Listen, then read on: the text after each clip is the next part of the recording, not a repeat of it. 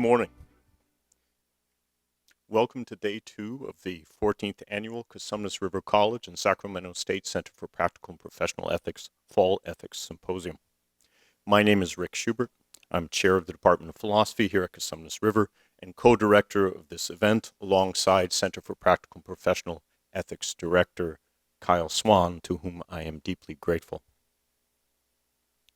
The theme of this year's symposium is the ethics of having children. Women's issues and issues of special interest to women are often severely neglected by the Academy. We're especially pleased to devote this symposium to a set of issues of interest we hope to everyone, but of special interest to women. Today's sessions continue the conversation that began during the first day of this event, which took place yesterday at Sacramento State University. We're grateful to Sacramento State's Creative Services for its support filming yesterday's sessions. That video will eventually become available via the Center for Practical and Professional Ethics website. Today, we're being filmed and broadcast by Access Sacramento. We're grateful to Access for its support. In addition to Access and Creative Services, we're grateful to Cosumnes River College's graphic design services and printing services, as well as to the CRC Center for Professional Development for their support.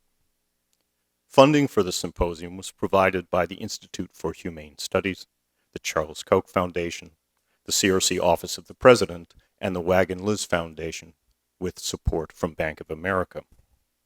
It's now my pleasure to introduce a person with whom I have a special relationship in regards to this event series, the founding director of the Center for Practical and Professional Ethics and my original partner in this symposium series, Dr. Christina Bellin, now Associate Dean of the College of Arts and Letters at Sacramento State. Chris?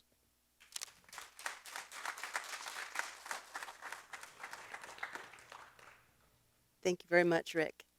Yes, this is the 14th annual Fall Ethics Symposium. It goes back a long way, and I must say that our partnership has only deepened over the years, even though we've variously shifted positions and moved in and out in our relationship to this event. On behalf of the College of Arts and Letters, Dean Sherry Meyer, and of Sacramento State, President Robert Nelson, I would like to thank everyone for your attendance, and thank you also to the speakers who've traveled far and wide to join us here for these 2 days. This is an incredibly important series. The life of it over 14 years indicates both its popularity and its importance, and the commitment that various individuals and both institutions, CRC and Sacramento State, have to offering this opportunity for discussion of important ethical events and issues. For many of us, we might think having children is really not much of an ethical issue at all. It's more of a personal decision. But as with most personal decisions, there are ethical overtones and elements to it. If you think just briefly about what it means to have children, you will learn very quickly that not only is the individual who is having the child or choosing to have a child or choosing not to have a child affected by that choice, but others are immediately affected.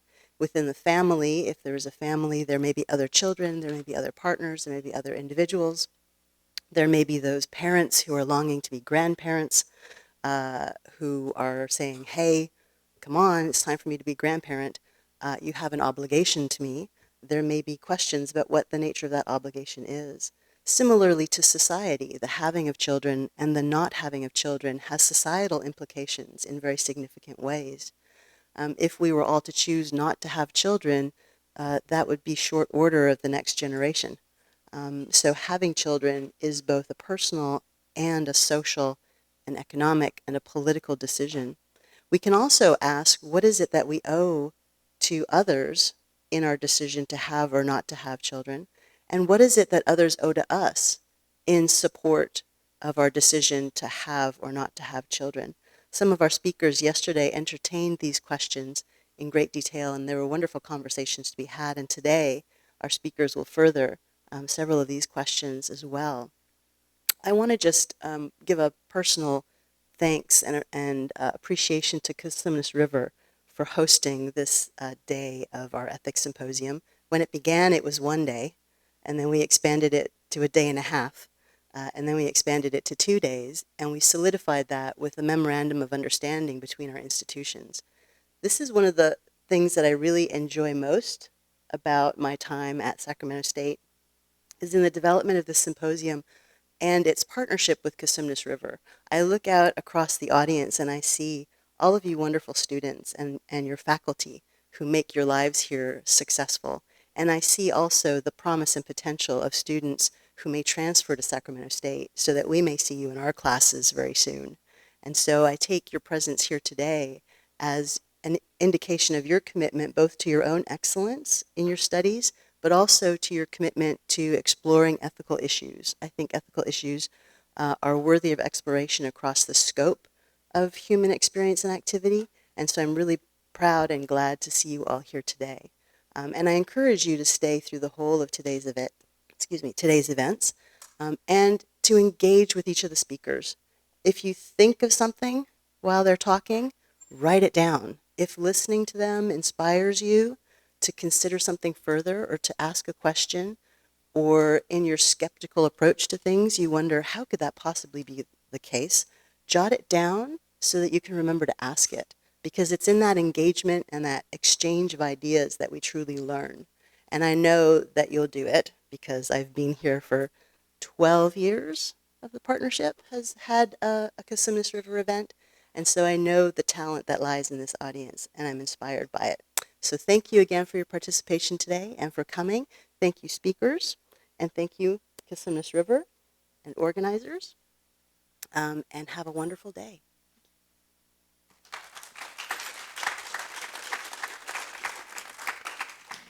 We'll now hear from the Dean of Social and Behavioral Sciences at Cosumnes River College, and I'm very proud to say my Dean, Dr. Tanya Williams.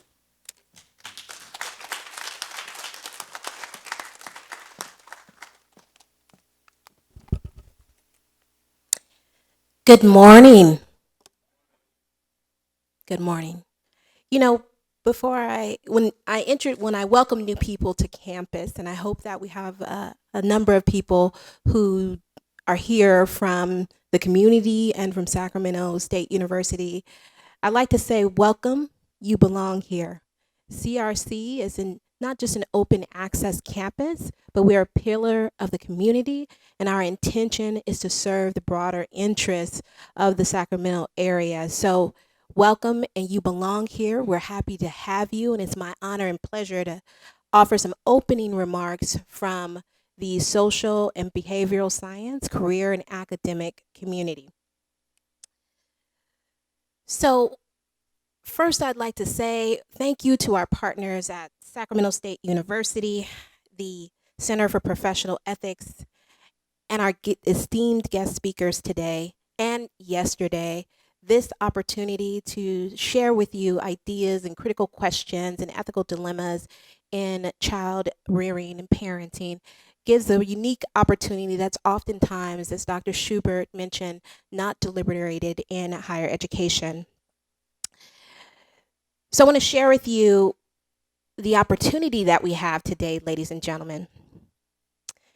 Today, as you did yesterday, you'll participate in robust discussions where our esteemed group of scholars will lead us in discussions about prescriptive solutions to society's most vexing ethical questions involving life, childbirth, adoption, maternal health, control over gendered bodies. I want to really complicate this for you when we talk about gender in really complex ways that are inclusive of not just female gendered bodies. And also myriad other issues around reproductive autonomy. This issue is particularly important to me as a political scientist who specialized in looking at race, gender, ethnicity within the context of broader issues around reproductive politics and the ethical dilemmas that lie therein. One of the things I want to encourage you to do is to situate your positionality within society to ask really bold questions, right? I want you to ask bold questions about, when we think about whose bodies are we talking about, who has the authority and the autonomy to make decisions about when and where to bear children, what are the political economic costs associated therein, and I'd like to dispel the the perception that oftentimes situates the normative assumptions about childbearing that people have choices.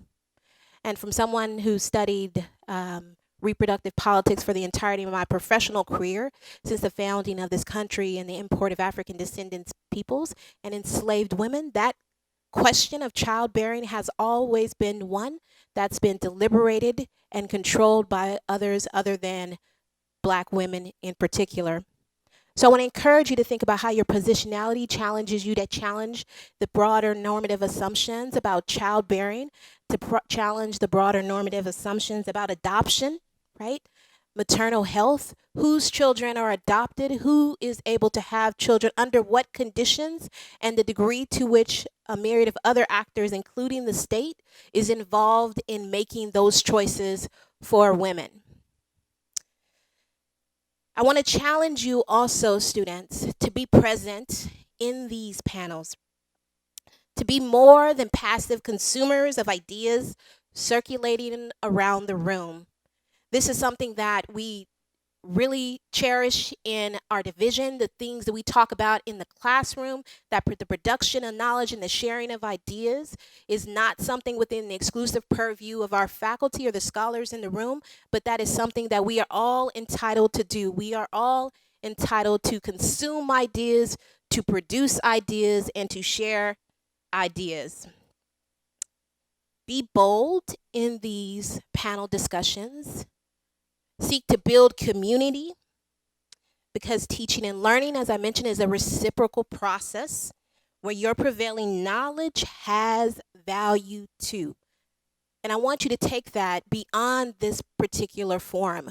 Every time you walk into a class, I want you to know that your existing base of knowledge has value and can contribute to the learning environment, and that you have an obligation to share that as well, and that the faculty, the scholars, myself included, I don't have a monopoly on knowledge, the right course of answers, or developing prescriptive solutions in my area for society more generally. This is a shared commitment, ladies and gentlemen. I want to empower you to take that away, if you take nothing else away, that you have what it takes to be successful in learning as well. Today, we need your visionary leadership in these deliberations, right?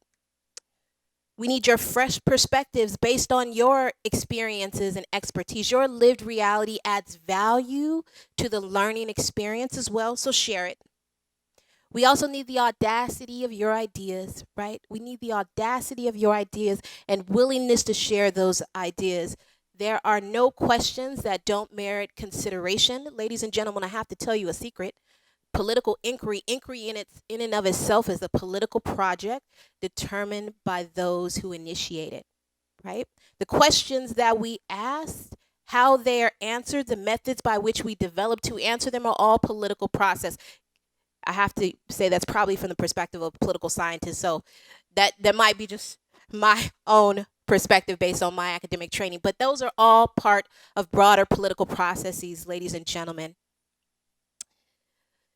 So each successive generation, now this is the reason why it's so important for you to make this contribution in this teaching and learning process, because it's part of our responsibility, our individual responsibility and our collective responsibility in society. Each successive generation of scholars, activists, industry leaders builds upon the experiences and expertise and sacrifice of previous generations to find answers and prescriptive solutions to all myriad types of ethical and moral questions. And that's what we'll be doing today. Now is your time to make that contribution, to build upon the landscape, the edifice of what others have deliberated on these vexing ethical questions. I want you to take this forum, what you've learned, back into your classrooms. Despite the discipline that you're in, these are all ethical questions that can be deliberated in a myriad disciplines, whether you're talking about SMEs, science, math, and engineering. Yes, ladies and gentlemen, you can take this back to your science class, your political science class, your history class, your philosophy class. These are the type of questions, ethical dilemmas pervade all areas of academic discourse. I want to once again to thank the panelists, those of you who have joined us from also from near and far. I want to thank Sacramento State University. I want to thank CRC. I want to thank specifically Dr. Schubert, the chair of the philosophy department, for creating a myriad of type of co-curricular activities, including the one that we're all sharing in today. But most important, ladies and gentlemen, I want to thank you, the students who are in the room, because you are the reason that we are all, everyone in this room, those of us who serve the institution are committed to serving you. And we want you to enjoy the experience, and we welcome you to CRC. And for those of you who are CRC students, we welcome you to this event. For those of you who are from Sac State, we welcome you to this event. You belong here. Thank you.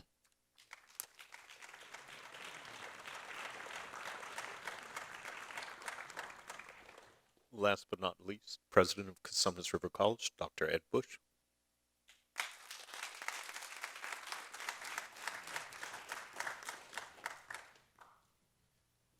Good morning. I wonder if those in the room could assist me in the ethical dilemma that I find myself in right now. And that question is, do I use my positionality, my role as college president, to make sure that for any future event or activity that I go ahead of Dr. Williams in my remarks and never to follow her ever, did I say ever again? Outstanding. On behalf of the faculty, staff, and most importantly, our students that make up this preeminent institution, I would like to welcome you to the 14th annual Ethic Symposium. Give yourselves a round of applause for being here. I would also like to echo Dr. Williams' sentiments and express my immense gratitude to one of the our chief organizer on the CRC end, for putting together this event. I have opportunities to have frequent conversations with Dr. Schubert, so I could attest to his passion, his dedication, his commitment, not only to this event, but his commitment to the overall intellectual community that makes up CRC. He has tremendous value, and so we want to express my appreciation for all your hard work and effort, and let's give him a round of applause as well. When I reflect on my own undergraduate experience, and I often find myself in a reflective mode thinking about that, especially having two children that just recently graduated from college. And when I think about what shaped me during those years, of course, I have fond memories of the experiences that took place inside of the classroom. But what strikes me the most, and what I contribute my development over that time, was forums and events like this, where I was forced to be able to challenge and to think through my own thinking, and to be able to develop and define my own intellectual pursuits.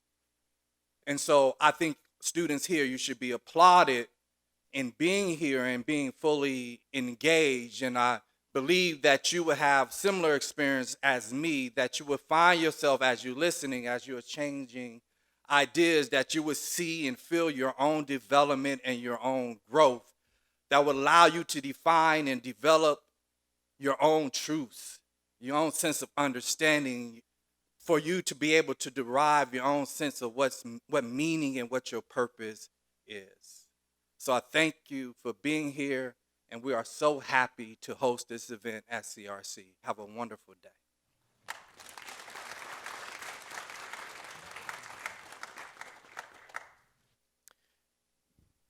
My thanks to the three of you, and you are welcome to exit the stage. As coordinator of Cosumnes River College's honors program, it's a special pleasure to note that all three of today's sessions will be chaired by a CRC honors student.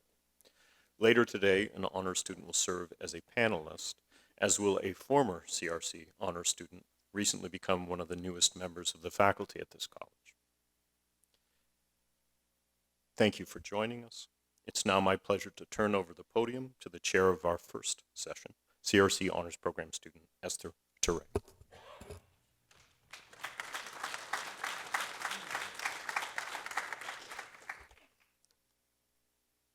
If our speaker and panelists for the first session would join us on the stage, please. Thank you, Professor Schubert. Our session will proceed as follows. The main speaker will lecture for about 40 minutes, and then our two panelists will offer some brief remarks.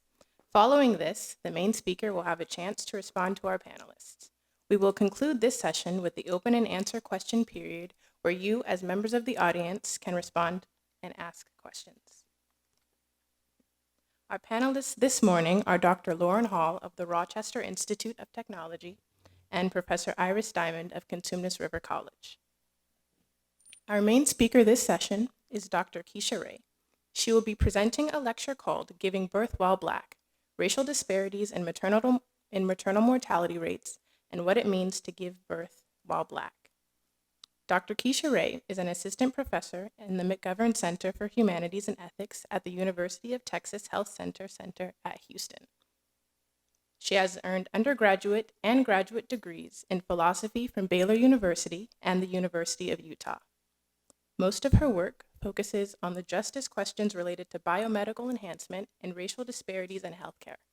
However, she has more general interest in the field of bioethics. She also has interests in research ethics and medical humanities. Dr. Ray has contributed to peer-reviewed journals and has edited volumes and textbooks. She's associate editor of the American Journal of Bioethics online blog site, to which she is also a regular contributor. Please join me in welcoming Dr. Keisha Ray.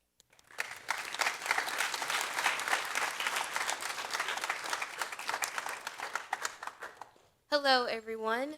Thank you for having me here. I really appreciate it. Thank you to all of the organizers at CRC. Did I say it like a local? CRC and Sac State, right? Good. Okay. So one second. Let me get this.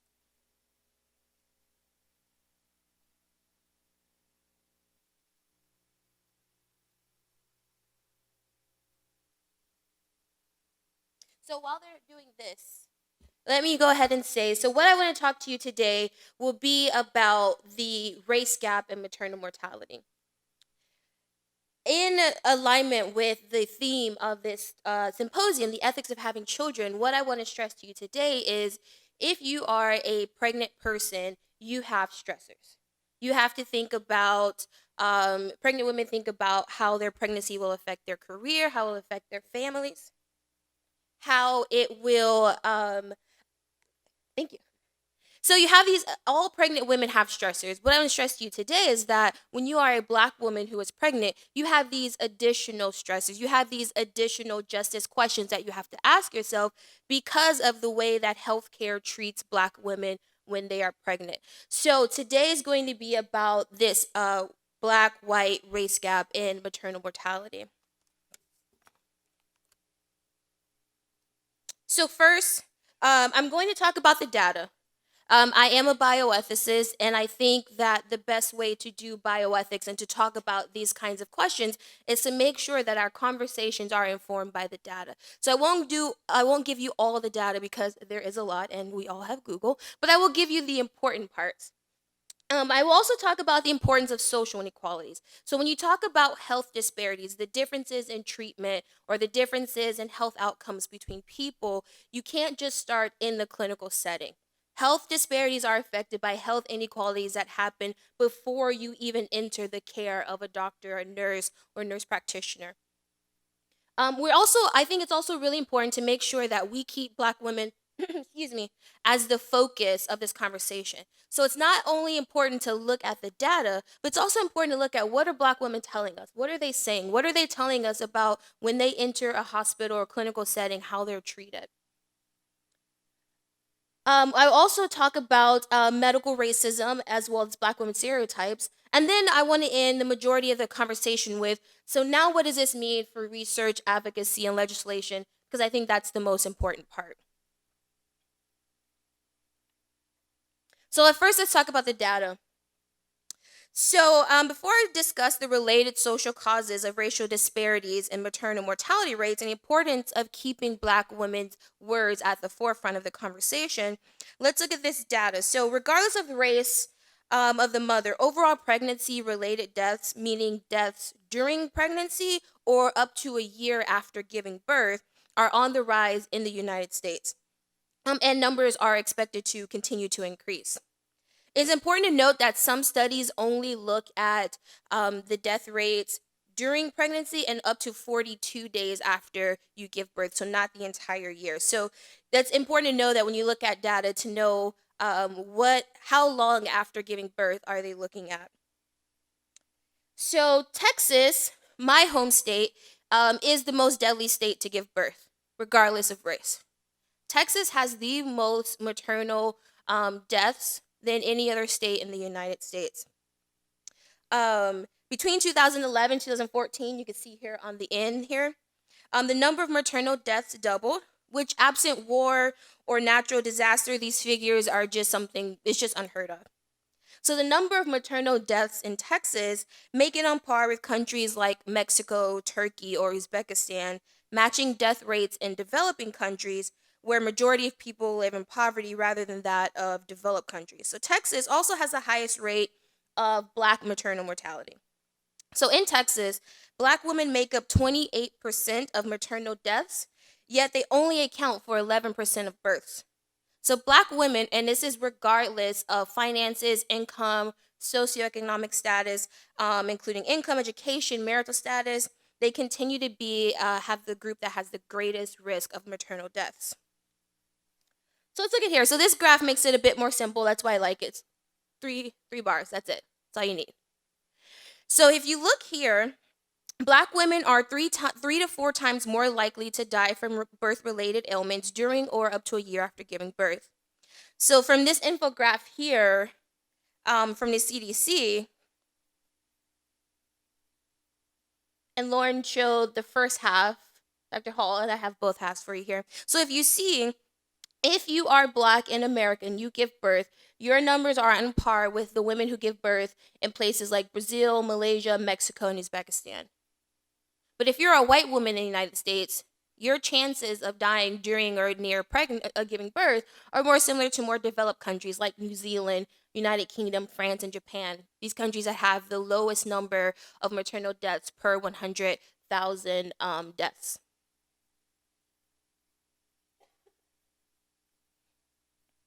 So oftentimes, one of the biggest social determinants of your health is your level of education. Typically, it goes the more education you have, the more likely you are to have really good health insurance and to have a longer life expectancy. You're overall likely to have better health, and that's because you have better access to doctors. Maybe you can afford better doctors. Maybe you're a little bit more proactive in your care. But for Black women, this correlation tends to not be true. So for most groups, the level of education a person attains has direct correlation to health. In 2016, a study of Black pregnant women in New York found this general rule not to be true for Black women. In New York City, a college-educated Black woman is 3 times more likely to experience severe maternal complications and death than a white woman without a high school education. So even if you have a high income and you have a lot of education, you are still more likely to die than a white woman who has almost no education. So similar, even Black middle-class women are more likely to die during childbirth than low-income white women. So as most researchers conclude, the problem is not education. The solution will not be, let's educate women. Black women are some of the most educated people in the United States, one of the groups that have the most amount of degrees and the most amount of formal education. So education is not going to save Black women from dying during pregnancy. So now I want to leave the data aside for a bit, and let's look at some of the social inequalities that Black women experience before they enter the clinic. And this is what I think, this is just some, not all, but some that I think are really important to look at the data. So let's look at some of the contributing factors. So again, this is just some. We can talk about many of the other ones during Q&A. So the first one is Black women, regardless of income, tend to have less access to healthcare. Black people in general, as I mentioned yesterday, are also the group that is the least likely to trust medical personnel, and so sometimes that affects their ability to access them. Income inequality. So even though Black women are some of the groups that are the most educated in the United States, they still do not have the same income as their counterparts. So although Black women have this income, it doesn't equate to. Even though they have the education, it doesn't always equate to income. So the stresses of financial security that all pregnant women have, there's this added pressure when you are a Black woman giving birth. And then, of course, student loan debt. This is just something I know a little bit about myself.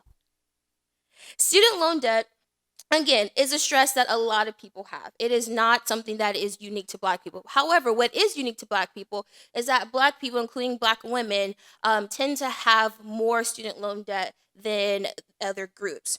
Usually 2 to 3 times that amount of white people. So it's just these added stressors to think about. Next, I want to look at prenatal care. So women who do not receive adequate prenatal care are 3 to 4 times more likely to have pregnancy-related death than women who do. Having access to proper prenatal care has also been cited as a cause for racial disparities in maternal mortality. Although prima facie this may seem like a specifically healthcare issue, one reason has been cited for women having less access to prenatal care is a lack of access. So even though it could be as something as the hospitals or the clinics or the primary care physicians are just not geographically near where Black women live, it could be something like we spoke about yesterday in matter of insurance. Who is their insurance paying for? So 1/3 of African American women do not receive the recommended number of prenatal visits and are less likely to enter prenatal care in their first trimester. But remedying Black women's access to prenatal care is only half of the issue. The other half is that once Black women are in front of healthcare personnel, they are receiving care, they're receiving lesser quality care. Quantitative data tells us that they are less likely to receive just proper care from their physicians. So any solution to Black maternal mortality has to address first this access issue, but then also why are they receiving inadequate prenatal care? And even when they do, what is the nature of that care? What is the nature of their interactions with medicine? Another one of my major research projects is about neighborhood quality and sleep quality. In my studies of neighborhood quality and how it affects health, one thing that became apparent is where Black pregnant women live affects their life expectancy. So research tells us that one of the biggest determinants of our personal health is where we live. The quality of the neighborhoods that we live in are extraordinarily important to our health.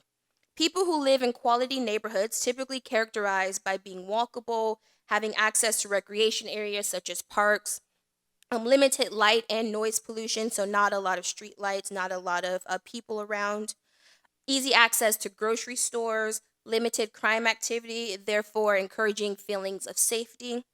They often have better health than people who do not live in quality neighborhoods. So as it goes, these people who live in poorer quality neighborhoods tend to have poorer health.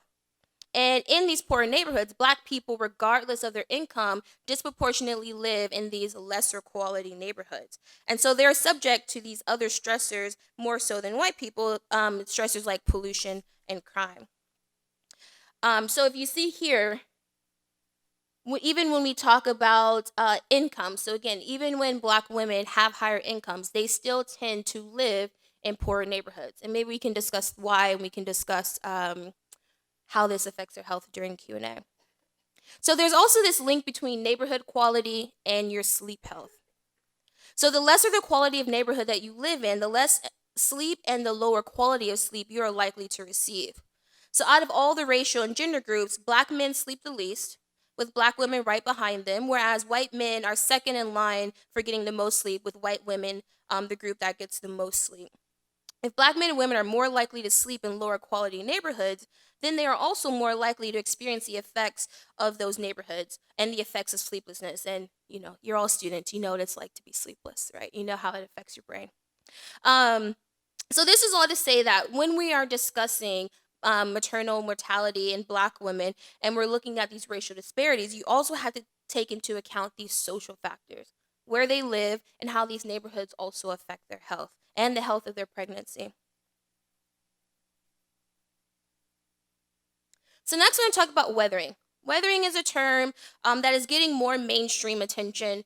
For a while, it was specific to race scholars and race studies, but now it's getting a little bit more attention, being in BuzzFeed and Slate and Vox and those kinds of outlets. So stress is a natural response to danger.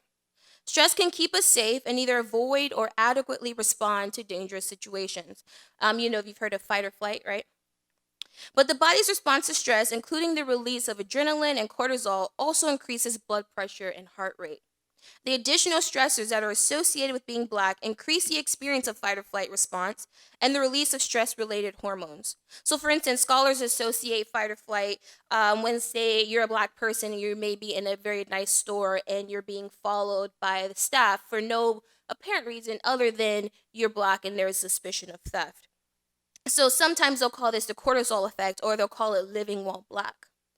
And then living while Black is just the daily stresses that are associated with being Black in America, including but not limited to the experience of racism, microaggression, and then the body's natural instinct to protect itself. So this is becoming more mainstream, particularly because of researchers at Harvard who have said that weathering, or the ways that social disadvantages and stressful experiences like racism, how it corrodes our health. And so this is becoming more and more important to talk about when we talk about Black maternal mortality. So for instance, when you think about how weathering biologically and physiologically, how it affects the body. So you may have heard this before. So telomeres, for example, these are the ends of chromosomes that protect your DNA. They have been described, you may have heard of it as the plastic tips on your shoestrings. They still put those on there? Okay. So your telomeres naturally shorten as you age. But research shows that environmental factors can also shorten your telomeres. So research shows that based on telomere length, Black women between 49 and 55 are on average 7.5 years older than white women of the same age. And this is because of weathering shortening their telomeres. The stress of racism and microaggressions literally take years off of Black people's lives. So this stress literally makes you die faster. So stress is particularly harmful when it's prolonged. You've all had stress. You all know what happens when that stress goes on for longer than normal. It can cause migraines. You can have backaches. It can impact your heart, your blood vessels, your arteries, just your cloudiness in the thought. It can also cause sleeplessness, loss of appetite, all of which can impact a fetus if you are a pregnant woman. So, for example, high blood pressure, which chronic stress can be a contributor, can increase the chances of preterm labor and low birth weight. So Black women experience weathering regardless of education, income, access to healthcare.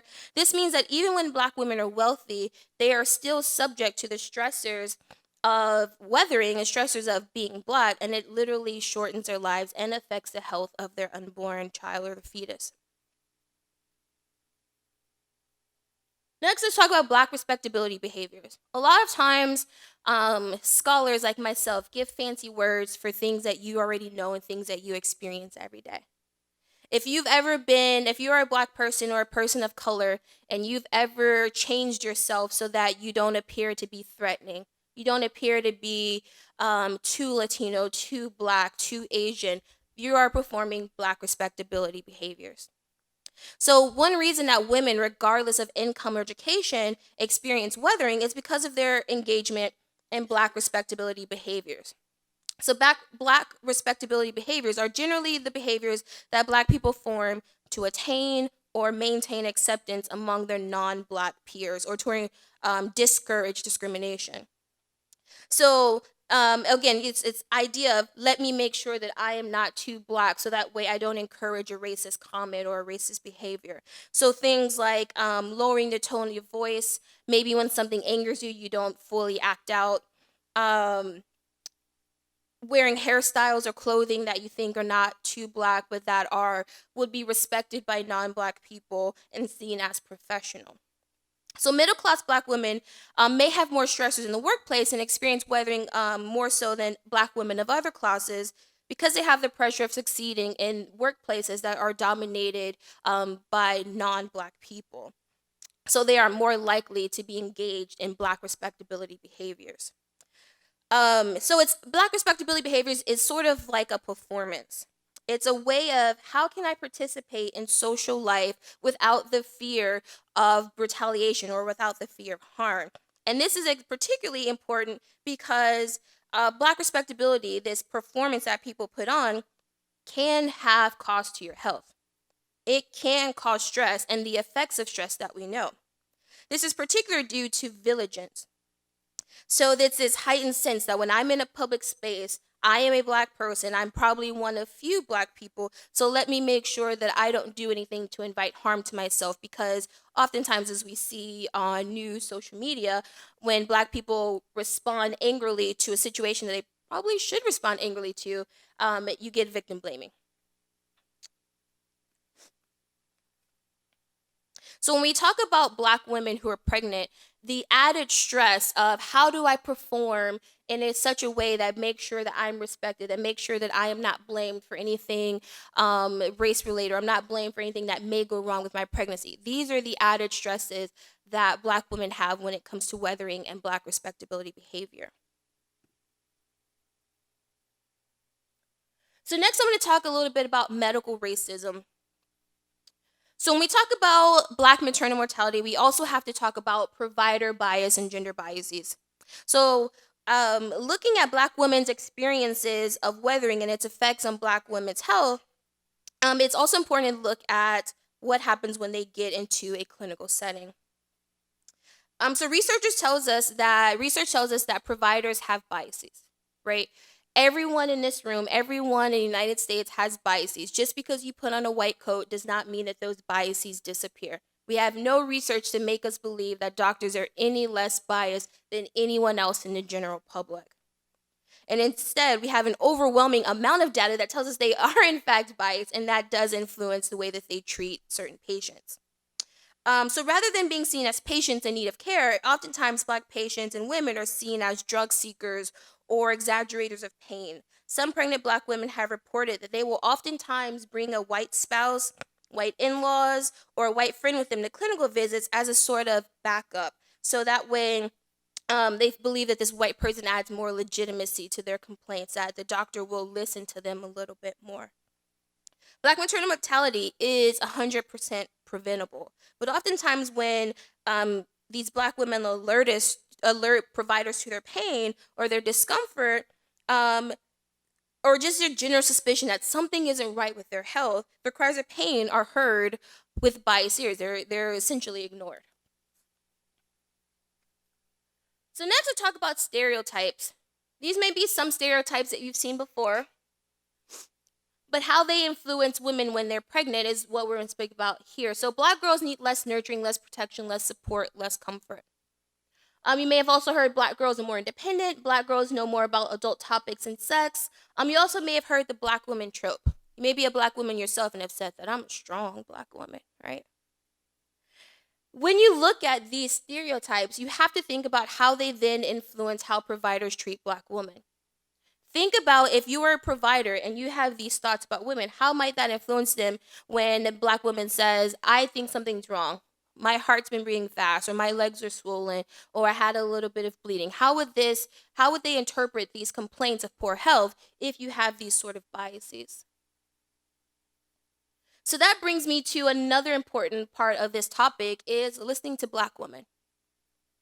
We've had focus groups, we have a lot of research where women are interviewed, Black women, and they tell us they don't feel listened to. They don't feel heard. They feel ignored. They feel pushed off.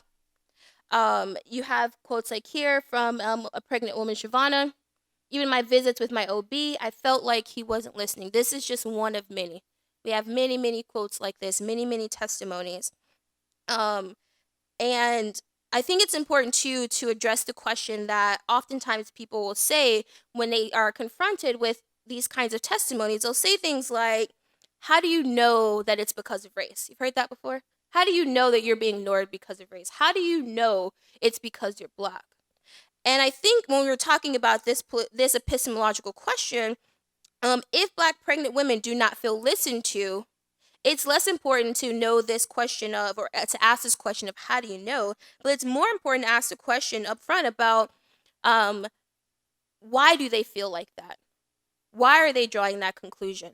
And if they are drawing that conclusion, now what? What does that mean for their health? What does that mean for the Black woman physician relationship? If you don't feel listened to, if you feel overlooked, are you taking the advice of your physician? Probably not. Because now you don't trust him or her. Now you're looking at that physician as someone is another person in your life, another obstacle that is about race. So it's more important to ask, what are the effects of this feeling rather than, is this feeling real? So next I want to give the example of Irving. You may have seen in the news the story of Serena Williams, right? It's probably the more common one. This came a little bit more mainstream, this topic, when Serena Williams was giving birth, and she had some issues with blood clotting after giving birth, and her doctors were not listening to her. She started feeling like she had more clots. Eventually, they finally listened to her, and in fact, she did have blood clots. At this time, we also saw the story of Irving here. And I want to give this as a sort of case study, a sort of example of the kinds of women whose stories started coming out very in the past few years. And again, remember, this is just one story of so many. So this is 36-year-old Shalana Irving. You may have seen her face. Her story has been around a little bit, but I'll make sure that you know the details. So in 2017, Irving was an epidemiologist at the CDC, a very good job. She had multiple graduate degrees. She had stellar health insurance. She had a great support system. Her mom followed her around and lived with her whenever she had to move for a job, which a lot of people, particularly academics, know that doesn't happen very often. She had well-educated professional friends. She had friends who were doctors, lawyers. She had a solid support system. So before the pregnancy that ultimately contributed to her death, Irving was treated for uterine fibroids, and during an unsuccessful insemination treatment, she also learned that she had a genetic mutation that made her prone to blood clots. So when she finally became pregnant, she was also overweight. She had hypertension, and she had some experiences of weathering growing up in Portland, being the only Black child in her school, having some bullying because she was smart, those kinds of things. And she also had additional stressors that are somewhat common to the Black experience: death and disease of family members and friends while she was growing up. So this is all to say that Irving had a lot of risk factors going into her pregnancy. So after delivering her daughter via C-section, she developed a lump on her incision.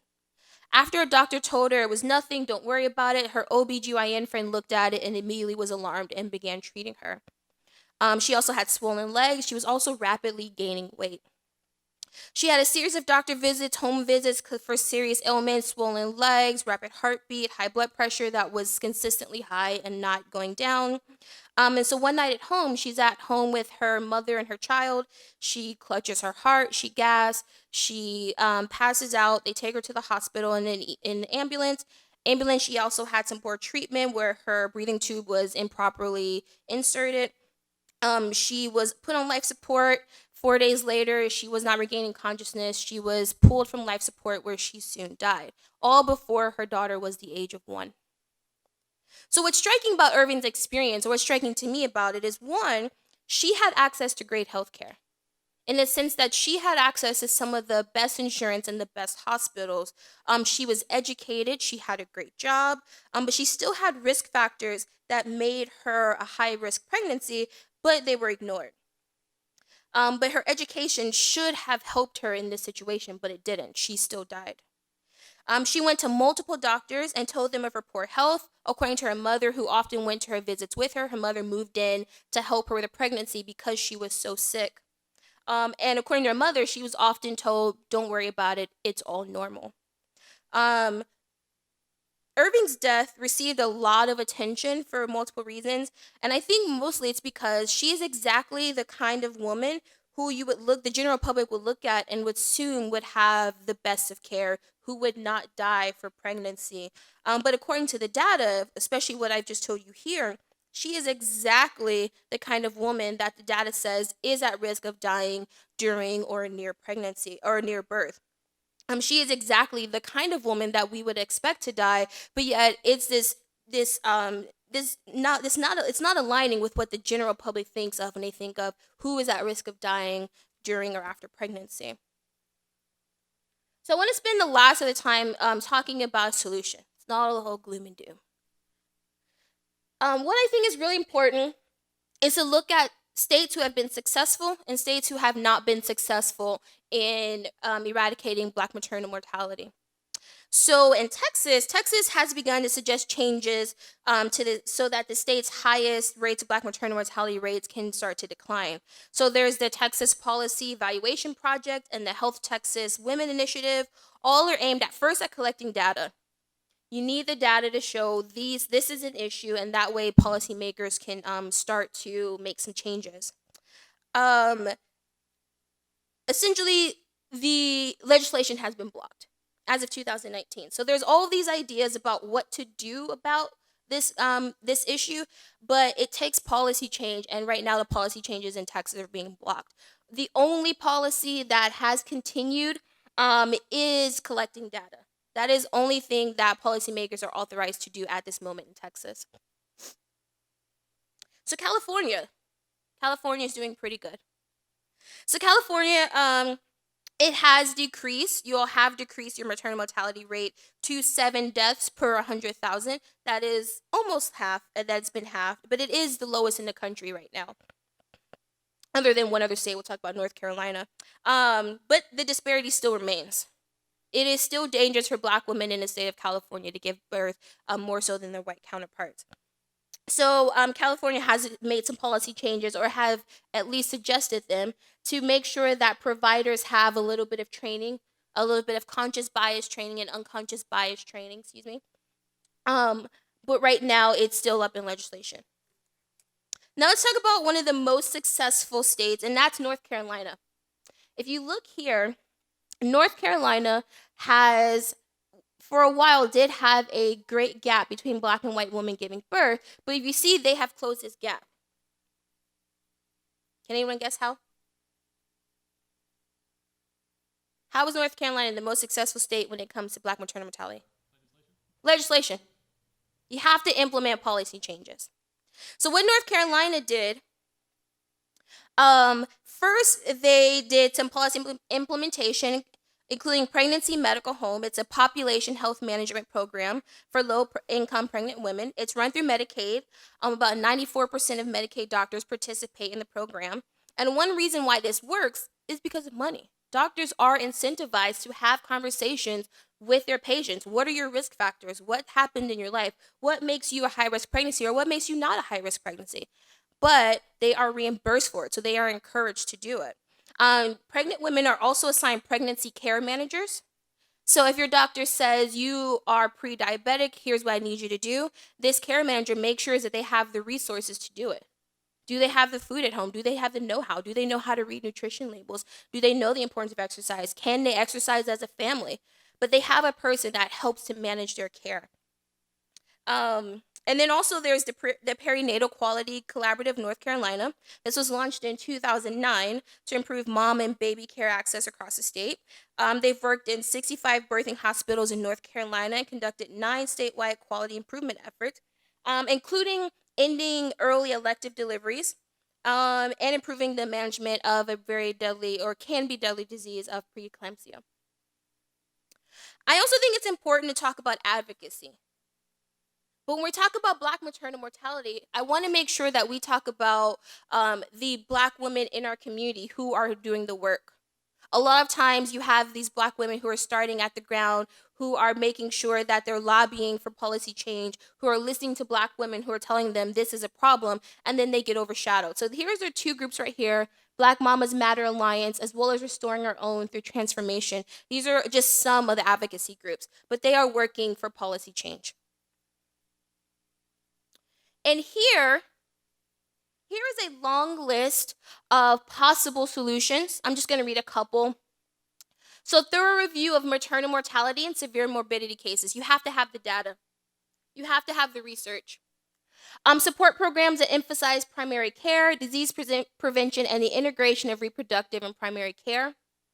Address related inequalities, income, neighborhood quality, sleep. It can't be just about when I enter the hospital. Now let's talk about health disparities. Let's talk about the inequalities that people face before they even get pregnant. Address provider bias. This is why I take my role as an educator in a medical school very important. This is why I make sure that my medical students in Houston, Texas have education and they have the courses on race and gender bias, because they are one step out the door to now being your doctor. And I need to make sure that they know about their own biases and how it influences care. It has to start with education. We have to make sure that we're bringing this even to our undergraduate students who are pre-med. Make sure that they know about how they have biases and how it affects care. And then in conclusion, the three things I want to make sure we focus on: policy change and legislation. That's how we fix a problem. Provider training, making sure that training for unconscious bias is at the undergraduate level, it's at medical schools, and then it's continuing education classes. When you're in attending, you still need bias training. And then data and testimony. The data is important, absolutely, but it's also important to listen to Black women. What are they telling us about their encounters with medicine? It can't be just about numbers and facts and figures. It has to be about how these facts and figures work in people's lives. And lastly, I want to end with a quote from Elizabeth Dawes Gay's Black Mamas Matter, simply because it encapsulates the problem very well as the solutions. So those of us who want to stop Black mamas from dying unnecessarily have to name racism as an important factor in Black maternal health outcomes and address it through strategic policy change and cultural shifts. This requires us to step outside of a framework that only looks at healthcare and consider the full scope of factors and policies that influence Black American experience. It requires us to examine and dismantle oppressive and discriminatory policies, and it requires us to acknowledge Black people as fully human and deserving of fair and equal treatment and act on that belief. Thank you.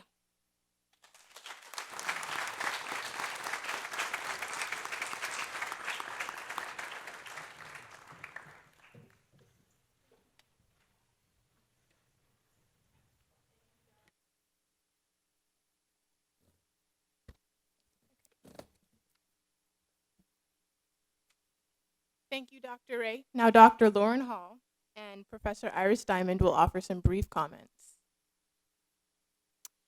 Thank you. Excuse me. Thank you, Professor Ray. That was a wonderful talk. It dovetails with some of the research I've been interested in recently. I did have a couple questions and maybe some areas that we could elaborate on either in the Q&A or later.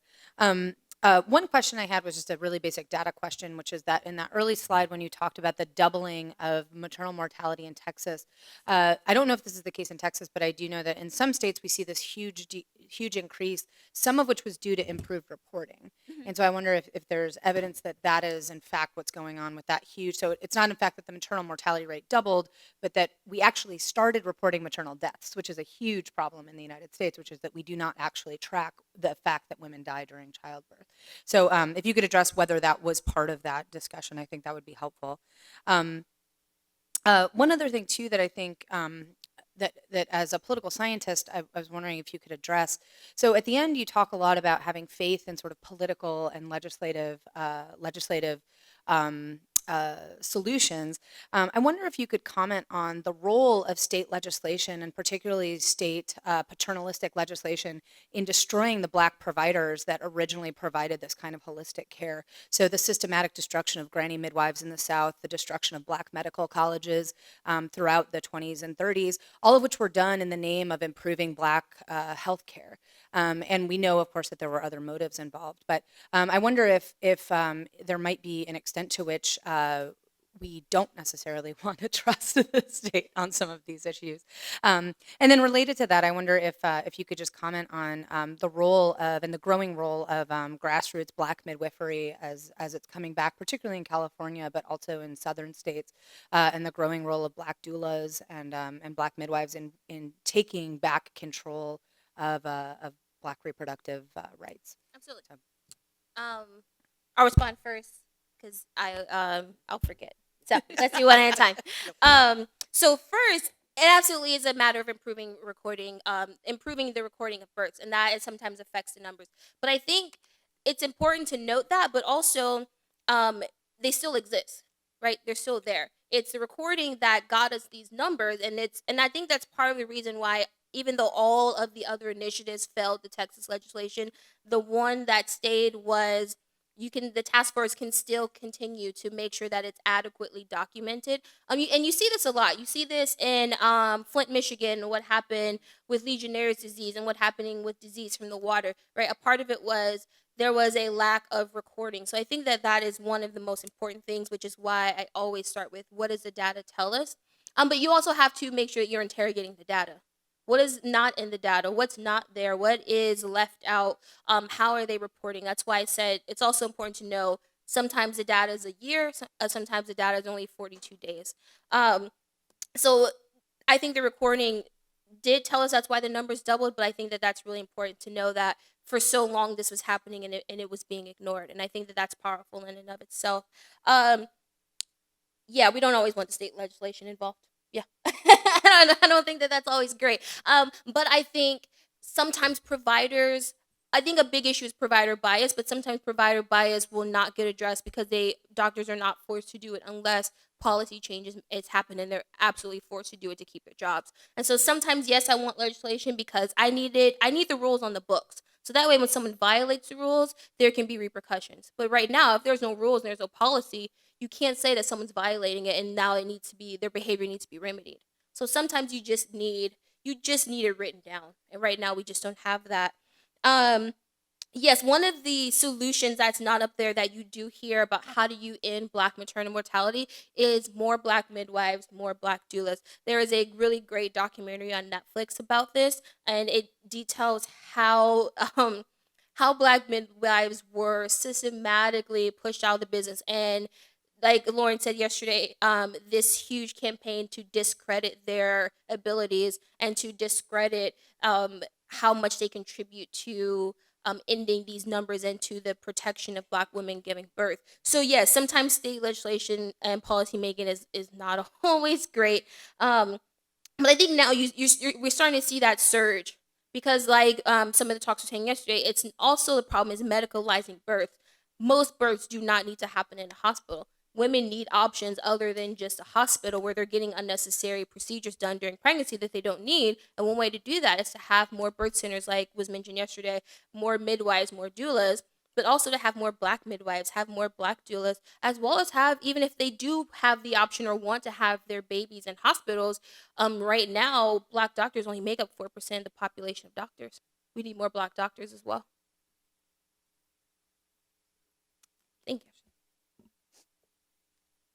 Thank you. Thank you, Dr. Ray. And you actually succeeded in validating several of the things that I share with students in class. I'm a professor of early childhood education, and one of the courses that we teach is development, starting with prenatal care, pregnancy, all of the genetic things that can and sometimes do go wrong, and the importance of the importance of having your community support is one of the things that we always promote. I talk about doulas. I talk about midwives. I share with students that, you're just pregnant. You're not sick. Yeah.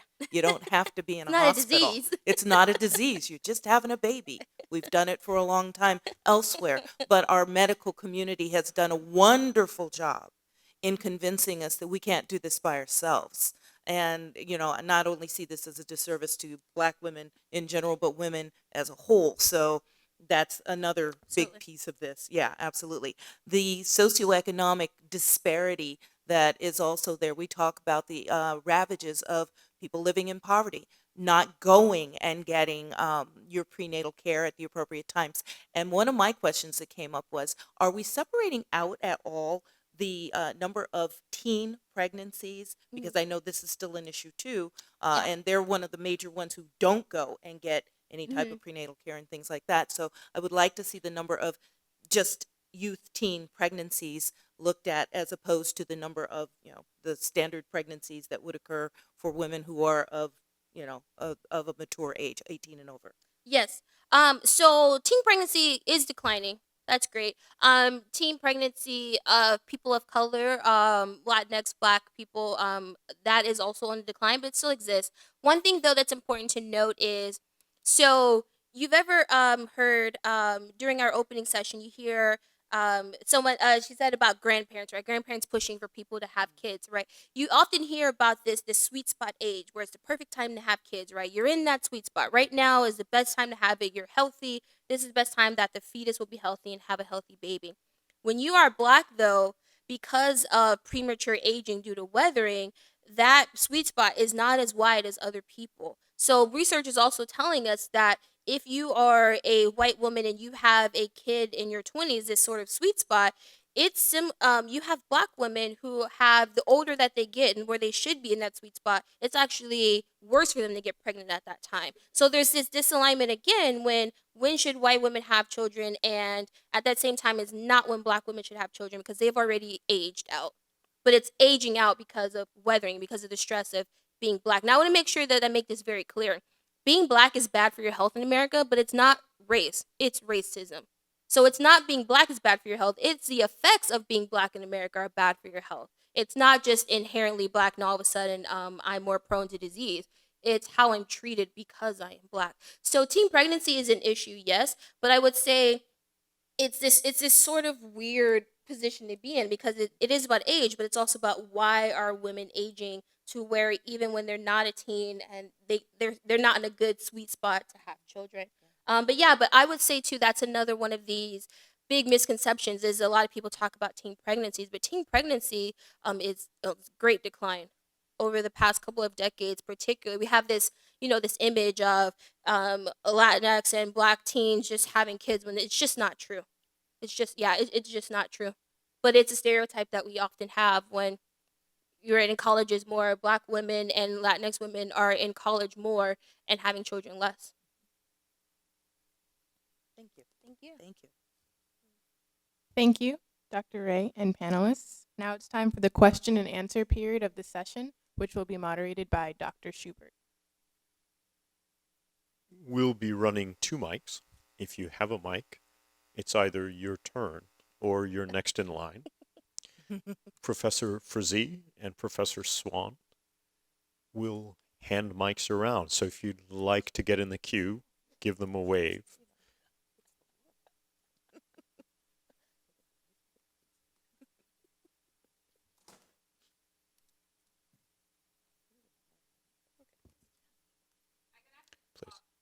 Please. You the mic. can, but because we're on television, But always, if you have the a mic, video will come use out the mic. much better if you use the mic. And there's always people who need the mic and don't come forward. So please use the mic. Dope. I have a question about what to do in the meantime while we're waiting for legislative change, and while we look into our advocacy groups and seeing what we can do on a larger scale for like more nationally, things like that. What can we do when, as a woman of color, you're faced with a doctor who's obviously giving you a lot of contention, and like there's a lot of guilt, there's a lot of shaming that can be involved in trying to speak to our medical providers. Even if it's not even for me, like my daughter was in the hospital for an extended period of time, and the doctors would not look at me, they would not talk to me. I would have to talk to their nurse practitioners, but they would talk to her white father, and would acknowledge his presence, but like he was not able to advocate for her because he was not there as often. So what can we do when we're met with that kind of treatment in the hospital without like being without trying to be like too problematic, because there's that that weathering. Yes. So there's a balance, right? So I talked about Black respectability behavior. First off, in that situation, when you're not being heard, make noise. Ask them, why isn't this happening? Why are you addressing him? I'm her parent. Address me just as much as you address the father. But there's a sweet spot, right? Because you can't make too much noise, because then you're problematic and you'll probably get escorted out and banned from the hospital, right? So you have to find this balance of making noise, making sure that you are loud, where you say, I need you to listen to me. I need you to pay attention to me. I need you to document in this chart that you are refusing to talk to me, refusing to listen to me. Be an advocate first. And I think it comes with knowledge, right? You know that this is happening. So now when you're in this clinical setting, you know what to look out for and you know how to make a little bit of noise. You have to confront this head on. If you are a shy person, you got to advocate for your health. Speak up, right? But again, like I said, there is a balance, because you can't go in there, fist raised, screaming, and that kind of thing either, even though that may be an appropriate response based on what you're getting. But you have to make sure that you are doing it in a way that is going to get attention. But, and even this situation where I don't like the word allies, but you have these other people who can help, right? That could say, her mother is just as important. Make sure that you're also speaking to her mother, right? This person is also just important. Make sure that you're addressing both of us. And then looking at the person, do you have questions? You don't? Okay, good. You have questions? Stand in front and make sure you ask your questions of the doctor or the nurse or whoever. But it's about confronting the problem with knowledge. And I think a lot of times people don't know that this is happening, and then it happens so quickly sometimes too. You have this encounter with the doctor and he says, we're doing this, we're doing that, and then it leaves. You need to slow down. You need to take control of the narrative and take control of the situation, whether they like it or not. It's not perfect, but be loud, make noise.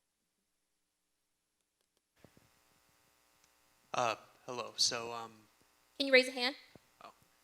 right here. Sorry. Okay. Sorry about that. No, you're fine. So I've noticed that your data is geared in either 2 to 3 years past. Mm-hmm. Did you run across any current data on numbers accounted for? I know that you also made mention that a lot of these instances are not documented, but the ones that were, has there been any significant changes during that documentation?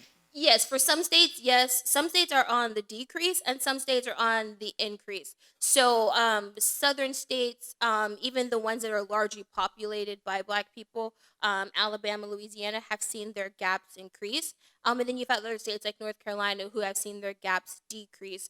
It was funny, just last week, the dean of our medical school sent out an email about Texas, and it was, look at these numbers. They're still on the rise for us. How are we going to address this with our students? So the numbers haven't drastically changed, and I think that's why, and then of course it takes a few years for, the data to be released and all of that. So what I can remember, the most recent data we have is 2017 or 16. So I would expect maybe 2020 to start seeing that data from 2017 to 2020 to come out. But yeah, it's mostly the same again. But there are some states like North Carolina was a surprise. It is definitely have gotten a lot better. Texas is stayed about the same. Hi, many of you can't tell because I'm seated, but I am pregnant. This is my husband and I's fourth child, and I actually had a similar question to the first young lady because as I am approaching my due date, I am sort of having more anxiety about this pregnancy. As our last child, I had complications, and I'm a faculty member on campus, so I am living proof. Education doesn't matter. Healthcare doesn't matter. I had several complications, and even though I kept voicing to the doctors, something is wrong, they literally just kept telling me, everything's fine. You don't have any infections. And they just kept pushing me, back home. You're fine, you're fine. And the only reason why they finally come to a solution is because I was persistent in the process. And it literally took me coming back every single week saying, this is not normal. This is my third child. This is not normal. And so I say all that to say, as I'm getting closer, I am starting to have some trauma, I think. I think it's because, and I I had several complications. I had high blood pressure, I had infections, and I think about what the end result could have been if I had not been persistent, you know, and where I could possibly be today. And so I really kind of had the same question as her is, as I'm preparing now to give birth to my last child, what do I do? Because I think that the last time, even though I was persistent, I'm wondering, should I have, and I'm trying to prepare myself for all sort of, you know, possibilities this time, should I have taken this to, you know, the doctor's boss, and who is that? Is that I don't know, and I'm realizing I should look it up and figure out for myself, what should I do now, trying to prepare for this, because I'm due in a few weeks. And I'm just really having some anxiety. I came over here and I almost started not to, because I'm like, it's making me feel more anxious, because I can relate to the data and say, does not matter my background, my education, whatever, the color of my skin. I was dismissed. My pain was dismissed. I was fine, and it was the worst time in my life. Yeah. So. Well, I will say you are representative of two things that I want to do. First is, it's not just about the numbers. It's how these numbers work in real people's lives. This is the example. You can say 4 times more likely. You can say they're ignored. The data tells us that. But how it works in a faculty member's lives, you have an example here. And then second, just thinking about the stress of having to do this extra advocacy for yourself that other people just don't have to do. The stress of taking off of work, canceling class, making sure your other children have care, making sure you have gas, right? All these other little daily things that you have extra to do just to make sure that you're heard, right? All I heard there was, that's a lot of work. That's very mentally taxing to keep saying something is wrong and being ignored. Not to mention, again, all the other factors of just getting from an appointment over and over and over. If you're in Houston, you're paying a park $20 a day, right? You have all of these things that are these extra stressors that you have to do. And that's what I try to present here is, being pregnant, everyone has stressors if you're pregnant, regardless of race. But when you are a person of color, you have these extra obstacles, right? These extra things. One thing that I think is really, really important to do is to press the doctor. When you press the doctor with knowledge, when you say, the data tells me this, and I think that's what you're doing to me right now, whoa, are you accusing me? Now, it can go wrong, because now they can look at you as a problem patient, but they can also say, maybe. Let's see what we need to do. Second, a concrete thing, make sure it's documented in your file. Make sure that you said something was wrong, you're telling me I'm fine, I want that written down in my medical record. Oftentimes, they'll rethink it or they'll refer you to someone else, if that's even an option, depending on where you live. But it's protection, because too often times you also have to think about, if I need to protect myself, if there's a lawsuit, I need to make sure that my concerns are documented, that I was not listened to and that I was ignored.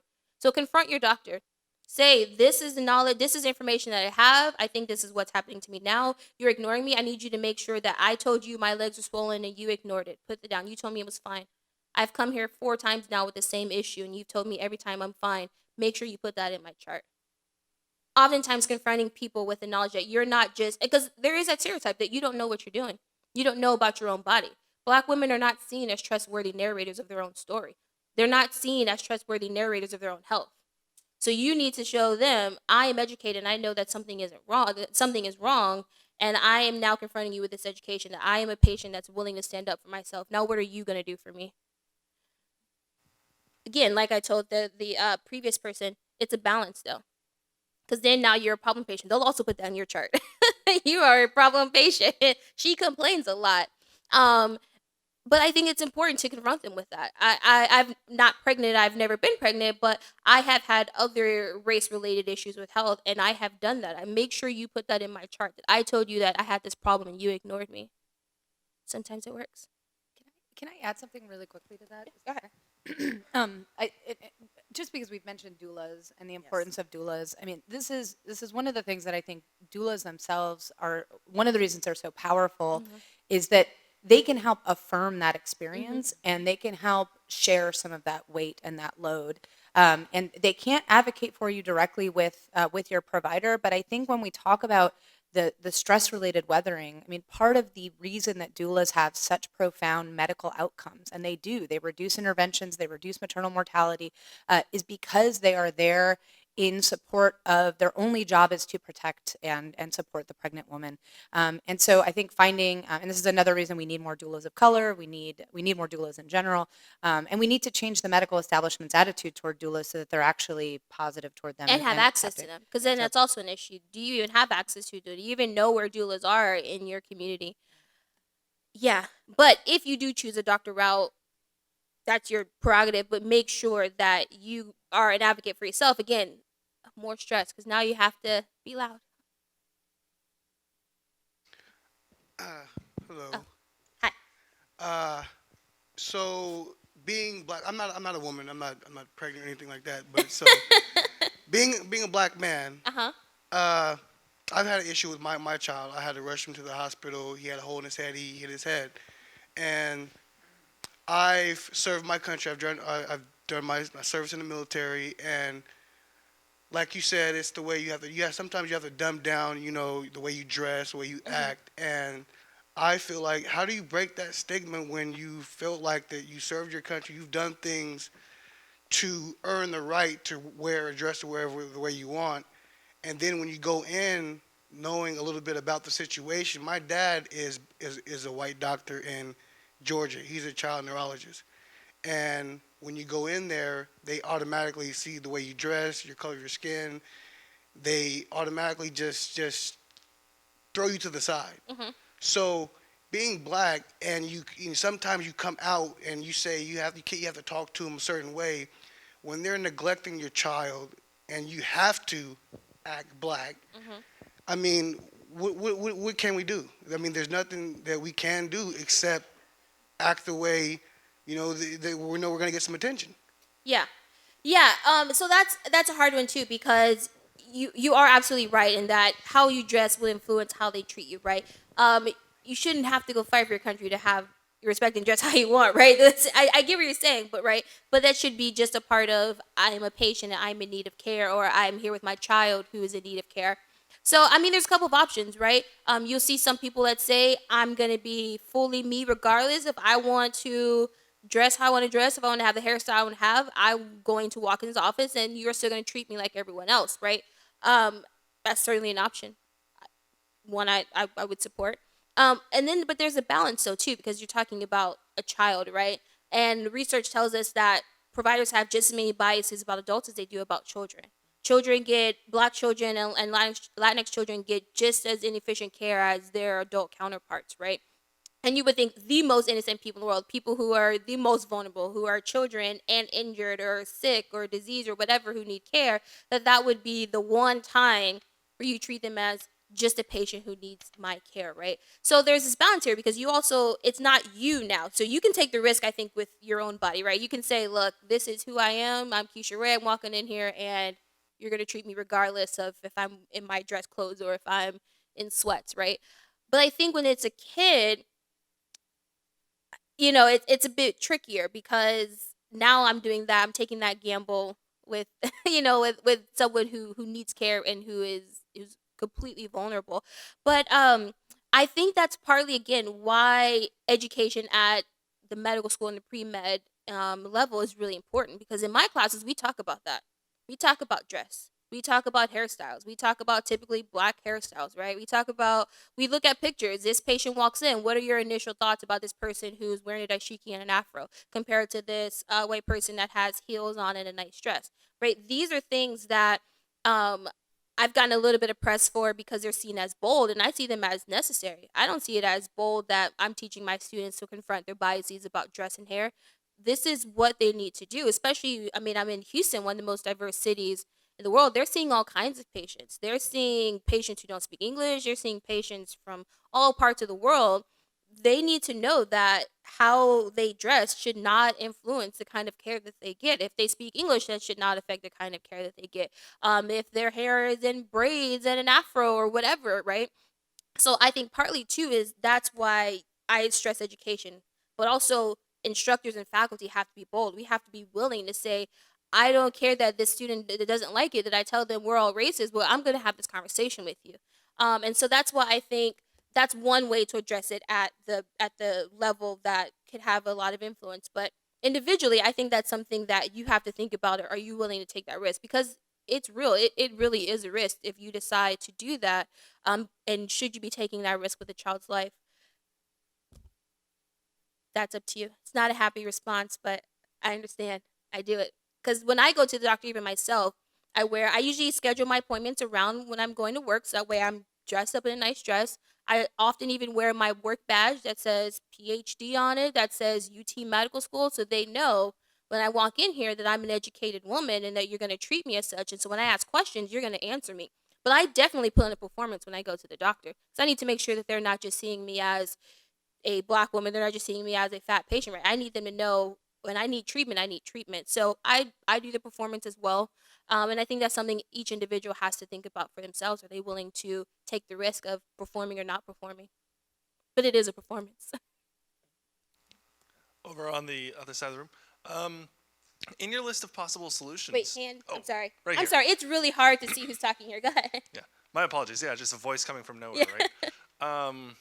In your list of possible solutions, I don't know. Well, I thought I'd give you the opportunity to elaborate on it more. You had listed advocate for universal health care. Can you explain how that would help to alleviate some of these problems and what sort of specific aspects of that relate to the problem of maternity Sure. care? I think that there are some issues that it won't fix, like provider bias. Access to universal health care, I think that's a separate problem addressing racial bias. But I think it's more of an access issue.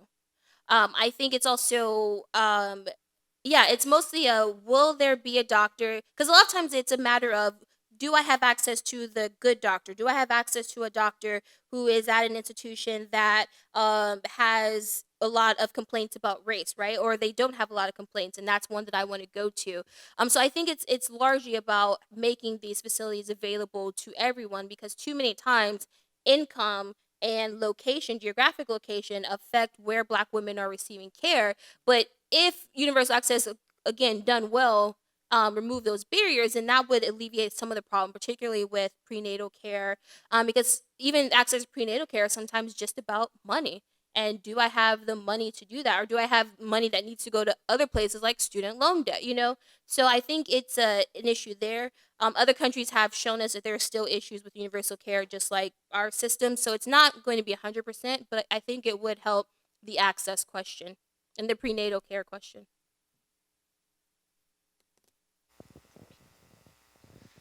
So along with encouraging doulas and midwives, talking to some of the professors at Sac State, as we move forward, we're hoping to see a more diverse amount of health care providers, which can possibly draw in more patients. Growing up a Latino in a small community, it was often that I heard, let's go to the Hispanic doctor, not so much the white doctor. And even so, there was only one in our little community, and my mom wasn't so much like comfortable with going to anyone else. And so do you know if there's anything being done to encourage more colored doctors, and if so, what can be done? Yeah. So there are different initiatives that are happening. Our school in particular tries to go to high schools, and they'll have students, medical students of color, and physicians of color that go to high schools and will talk to. And it's not, I wouldn't say it's school sponsored, but it's individual groups, like student groups. And they try to encourage them by giving them a realistic look at this is what medical school is, this is what will be required of you, and try to encourage students to be pre-med and to then enter medical school or to enter nursing school or to be a physician assistant or to enter radiology, all these other different kinds of ways to be a part of medicine that's not just necessarily 4 years of medical school, internship, residency, all of that. So I definitely think it's done, and I think it's really important because the research tells us if you are a Black man, you will have better health outcomes if your doctor is Black. If you are a Latino man, you will have better health outcomes if your doctor is Latino other and not white. It's also similar with women, cardiovascular. If you are a woman with a heart attack, you are 3 times more likely to survive if your doctor is a woman or a person of color than a white doctor.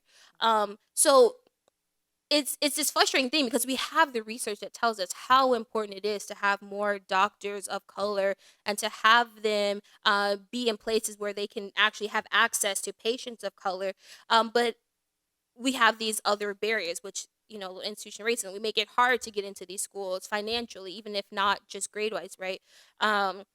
we make it so that there's these obstacles to getting the education, and I think it becomes this huge problem that has these small solutions. But right now I do see a lot of people going into schools. I even see medical students talking to third graders about what it's like to be a medical student, so they're starting real early. And they're going to cities. I mean, they're going to the schools that are largely populated by Latino communities, refugee students, and Black students. And so I think there are a lot of efforts out there. The numbers are still, like I said, I think it's 4% Black, and I think it's even less for Latino. I think it's 2% Latino doctors in the United States. So it's absolutely important. So you should think about it. We have time for one more question. I was just curious about rates of, if there was any data about rates of psychological issues or for pregnant women afterwards being diagnosed with things like anxiety disorders and needing access to psychological services, not just physiological services. Yeah, so the data that I'm aware of, I want to make sure it's data that I know, right? I don't want to mislead you. But the data I know, a part of the study that I showed about women doing focus groups and about being ignored, a large part of what they were listing that were ignored were their psychological health. Talking about feeling that they have postpartum or disorders, or that they were having anxiety, right? A lot of it was that's what they felt was not being listened to, that they were not being heard. And again, that's something that's a general problem with maternal health, regardless of race. I just think it's an added issue because you're not listened to because of your race. And so now it's this, you weren't listening to any women. Now I'm doubly not listening to women of color. So that was one of the issues in that study that I'm aware of. So yeah, it's also a problem with physiological and bio. It's also psycho analytical issues. And yeah, thank you. And we can squeeze one more. That'd be me. Hi. Thanks for the really great argument. I wanted to ask a question about, I think your first slide showed a general trend for all races of increase in maternal mortality. And I wonder if you could say something about the causes of that. And then depending on your answer, I wonder if those causes are disproportionately affecting Black mothers in ways that you haven't talked about today. Okay. So one of them is, so I mostly talked about racial disparities, right? Racial biases, but there's also gender biases as well. Being not listened to by doctors and by nurses is a general woman problem, not just, and we all know it's not just a race problem, right? We have the research that tells us a woman complains of one thing, a man complains of the same thing, the man's gonna get listened to.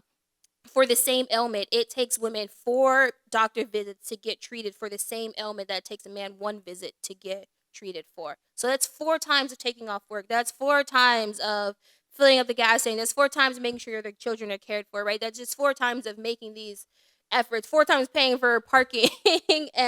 So I think there's just some gender disparities there about just whose pain matters and who gets listened to in general.